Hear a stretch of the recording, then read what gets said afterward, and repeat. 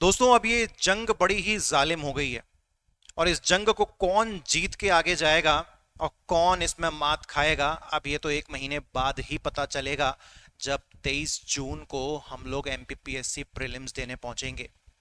नमस्कार दोस्तों, स्वागत है आप सभी का। मेरा नाम है अभिषेक कुमार सिंह और एकेएस सिविल एकेडमी के इस यूट्यूब चैनल पर I welcome you all.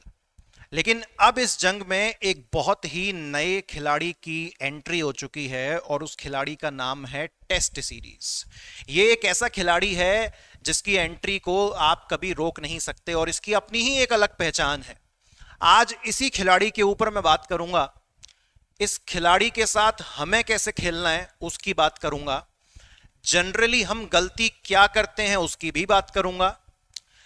MPPSC में जो डीसी डिप्टी कलेक्टर बनने का ख्वाब हम लेके चले हैं वो कितने हजारों में से किस किस एक व्यक्ति का सच होता है उसकी भी मैं बात करूंगा। और लास्ट में फिर हम उस परम सॉल्यूशन की बात करेंगे जो सच में हमको अप्लाई करना चाहिए।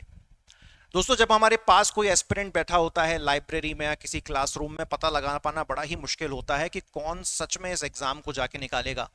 कभी कभी बड़ा ही होशियार व्यक्ति जो सबको बहुत होशियार लग रहा होता है, प्रीलिम्स एग्जाम देने जब जाता है तो बहुत ही दुखद रिजल्ट हाथ आता है। हो सकता है 100 में से जनरल कैटेगरी का व्यक्ति है, उसको 80 82 80 से 82 क्वेश्चन ठीक करने हैं और बच्चा होशियार भी बहुत था, लेकिन उसके जो मार्क्स आए वो 60 या 65 पर आके अटक गए। आखिर क्या वो चीज है? क्या उसने टेस्ट सीरीज नहीं लगाई थी? तो बड़ा ही सोच के लगता है कि ना आज के टाइम पे ऐसा कोई व्यक्ति नहीं होगा जो टेस्ट सीरीज लगा के नहीं जाता होगा। और टेस्ट सीरीज व्यक्ति लगा क्यों रहा है उस सच पर आएंगे। वो सबसे बड़ा सच है दोस्तों, ईगो सेटिस्फाई करना। ये ईगो सेटिस्फाई करना कोई नकारात्मक शब्द नहीं है। जब आप पिछले 3-4 महीने से लगातार मेहनत करते आते हो तो कहीं ना कहीं मन में एक एक आस आपके होती है कि यार कुछ नहीं तो टेस्ट सीरीज तो अपनी एक नंबर जानी चाहिए।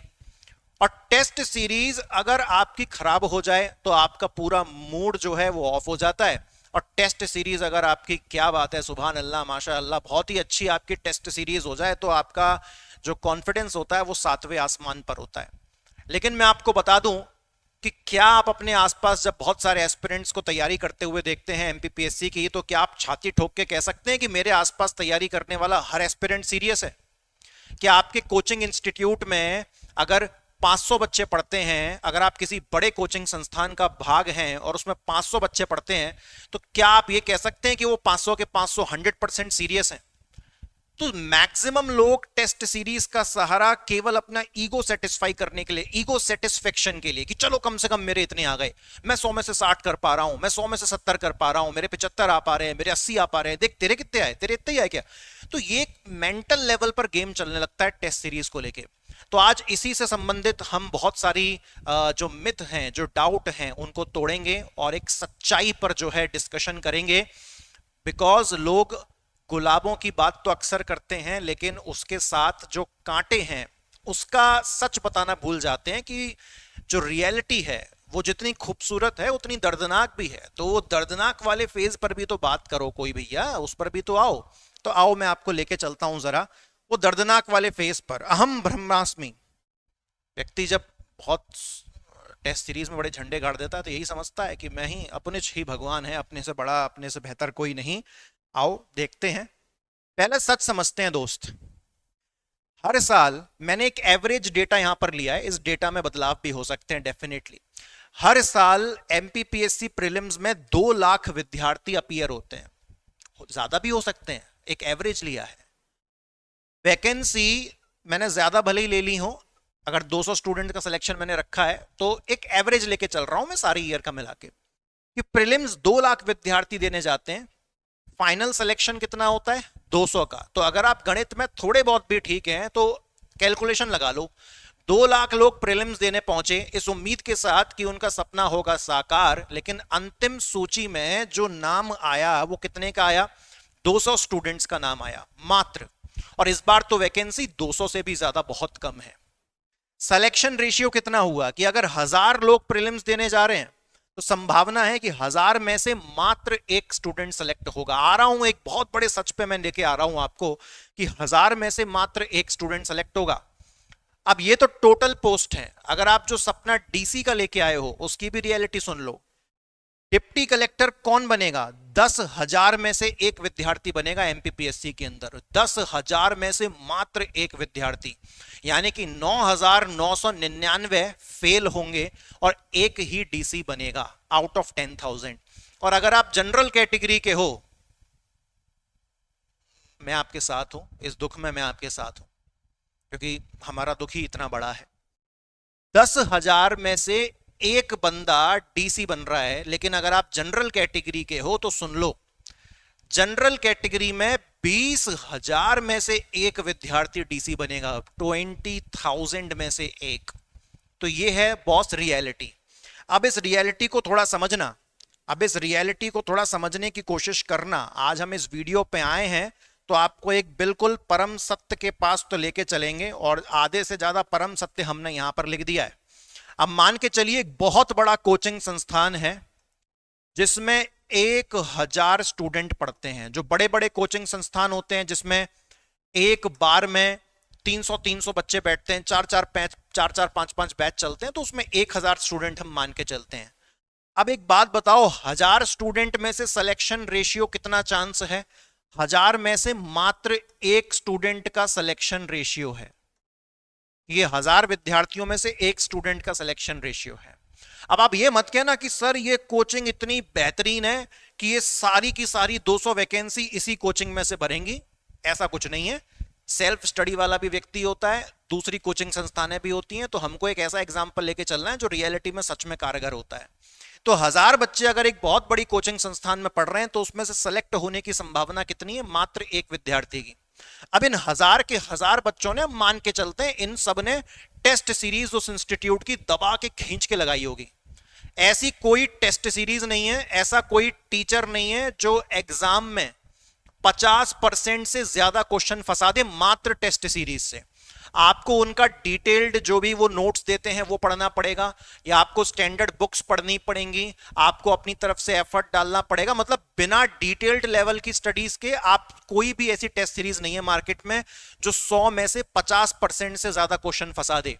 और रियलिटी ये है कि 50% क्वेश्चन हर व्यक्ति सही करके आ जाता है। जो असली सिलेक्शन का दांव खेला जाता है वो 50% के बाद खेला जाता है। इनफैक्ट आफ्टर 70% सिलेक्शन का दांव खेला जाता है। 70% के पार आपने कितने क्वेश्चन सही करे हैं, वहां से आपकी सिलेक्शन की सीढ़ी जो है वो चढ़ना शुरू होती है। समझ रहे हैं आप बात को? तो अगर ये 1,000 के 1,000 विद्यार्थी भी एक जैसी टेस्ट सीरीज लगा के गए हैं, सबने एक जैसी टेस्ट सीरीज लगाई होगी, तो भी इसमें से सिलेक्शन होने की संभावना कितनी है? मात्र एक। इतना आपको समझ में आया? चलिए आगे बढ़ते हैं। तो ये तो थोड़ा डरावनी स्लाइड थी, थोड़ी और शायद हो सकता है कि ये मंजर आपके साथ आया हो। यहां पर एक बड़ी ही चर्चा चल रही है कुछ दोस्तों के बीच में, और ये चर्चा अक्सर चलती है चाय की टपरियों पे, जो कि एक बड़ा ही खतरनाक अड्डा होता है जहां पर सारी बड़ी से बड़ी बातें होती हैं सरकार को बनाने की और सरकार को गिराने की। सारी चर्चा यहां पे चलती हैं। इतनी ज्यादा चर्चा तो संसद में नहीं चलती जितनी चाय की टपरियों पे चलती है। आओ समझते हैं। 3 मित्र साथ में बैठे हैं और ये तीनों मित्र की एक प्लानिंग है। क्या प्लानिंग है? सारी टेस्ट सीरीज कलेक्ट कर लेते हैं। देखो मित्र कितना खुश है, सारी टेस्ट सीरीज कलेक्ट कर लेते हैं, इस कोचिंग की ले लेते हैं, उस कोचिंग की ले लेते हैं, इंटरनेट से डाउनलोड कर लेते हैं, ऑनलाइन किसी की खरीद लेते हैं, और टेलीग्राम से डाउनलोड कर लेते हैं, व्हाट्सएप ग्रुप से डाउनलोड कर लेते हैं। ये देखो हमारे पास test series test series test series test series, और ये जबरदस्त कलेक्शन हमारे पास टेस्ट सीरीज का रखा है। अब रुक के बताया एग्जाम रुक जाए तो।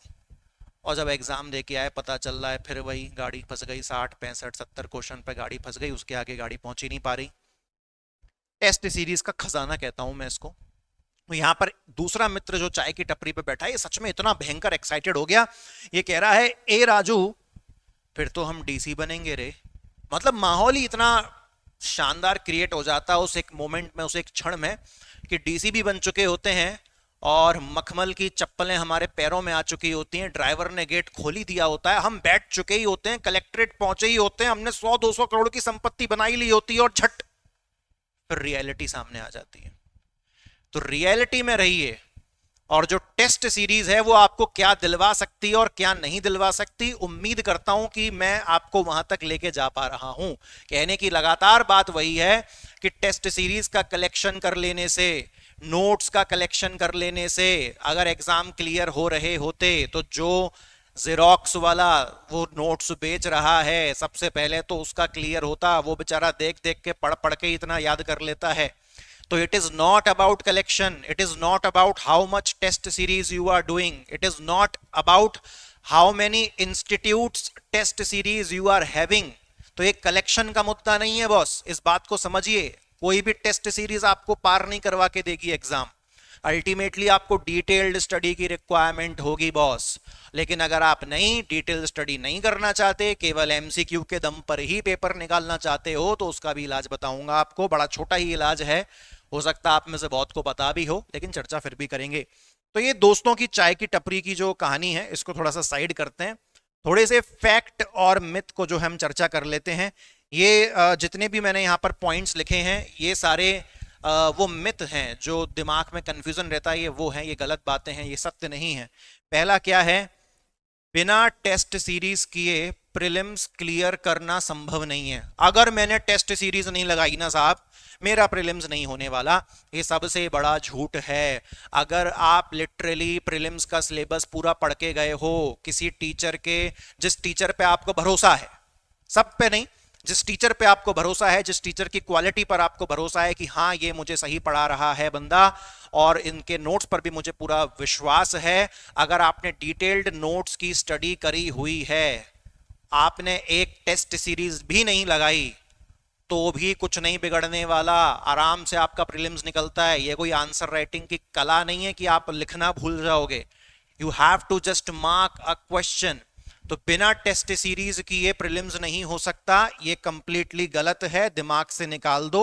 अगर अभी भी इस चीज को दिमाग में रखना चाहते हो तो देखो शक का कोई इलाज नहीं, और अपने मन में जो हम पहले से चीजें लेके चलते हैं उसको भी हटाने का कोई इलाज नहीं है, परंतु यह सत्य नहीं है, तो इतना आप समझ लीजिए।